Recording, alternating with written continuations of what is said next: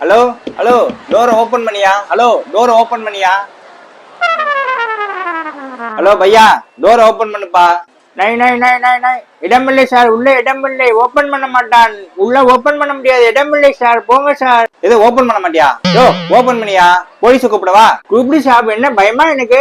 இடமில்லை சார் உள்ள, போலீஸ் வந்தாலும் ஓபன் பண்ண மாட்டான். போலீஸ் வந்தாலும் ஓபன் பண்ண மாட்டியா? இடமில்லை சொல்லிட்டு இருக்க, போ சார், போய் பக்கத்து கம்பார்ட்மெண்ட்ல ஏதோ. எது பக்கத்து கம்பார்ட்மெண்ட்ல ஏறவா?